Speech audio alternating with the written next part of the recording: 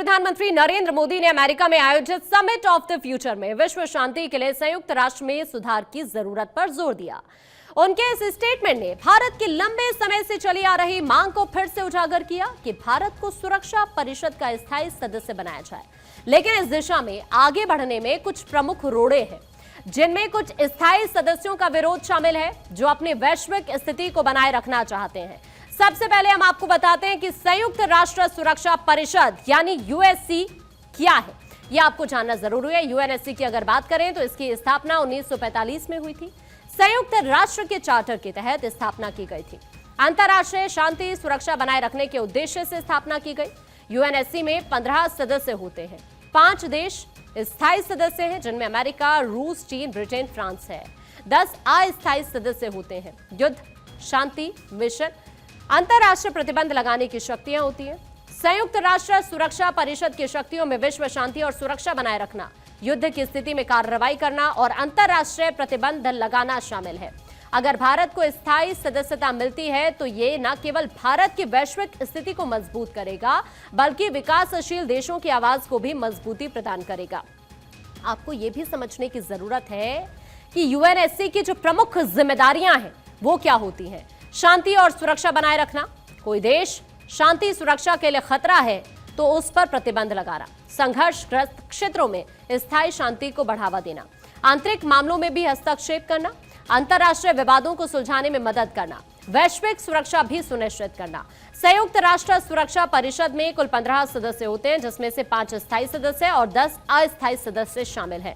स्थायी सदस्यों में संयुक्त राज्य अमेरिका, रूस, चीन, ब्रिटेन और फ्रांस शामिल है, जबकि अस्थायी सदस्यों का चुनाव हर 2 साल के लिए किया जाता है।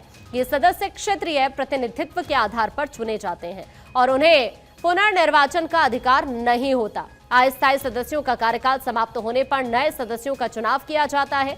यूएनएससी में आखिर भारत को किस तरह से स्थायी सदस्यता मिल सकती है, जरा इसे भी आपको समझना चाहिए। और यह भी आपको बताते हैं कि भारत को कैसे मिल सकती है यूएनएससी में जगह। विकसित देशों का समर्थन प्राप्त करना होगा। इसके लिए यूएनएससी के संविधान में सुधार की पहल भी करनी होगी। संयुक्त राष्ट्र महासभा में प्रस्ताव लाना होगा। आर्थिक और सैन्य शक्ति का सकारात्मक प्रदर्शन करना होगा। कूटनीतिक रणनीतियों को मजबूती से लागू करना होगा। विकासशील देशों का समर्थन प्राप्त करना भी होगा। यूएनएससी में भारत की सदस्यता में कोई रोड़े भी हैं, लेकिन पड़ोसी मुल्क नहीं चाहते हैं कि भारत यूएनएससी का सदस्य बने।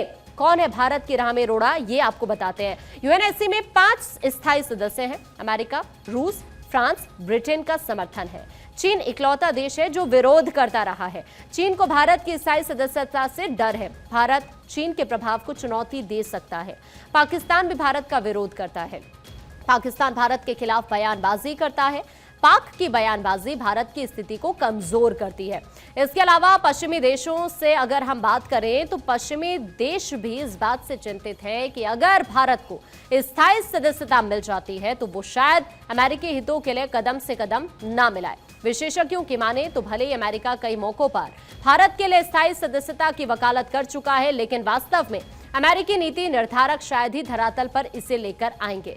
इस सब के बीच अगर भारत को यूएनएससी में स्थायी सदस्यता मिल जाती है तो भारत की वैश्विक राजनीतिक स्थिति मजबूत हो जाएगी, जिससे वो अंतर्राष्ट्रीय मंच पर ज्यादा प्रभावी ढंग से अपनी आवाज को उठा पाएगा। इसके अलावा यूएनएससी के स्थायी सदस्य के रूप में भारत अंतर्राष्ट्रीय शांति और सुरक्षा से संबंधित निर्णयों में सीधे भाग ले पाएगा, जो वैश्विक सुरक्षा मामलों में उसकी स्थिति को मजबूत करेगा।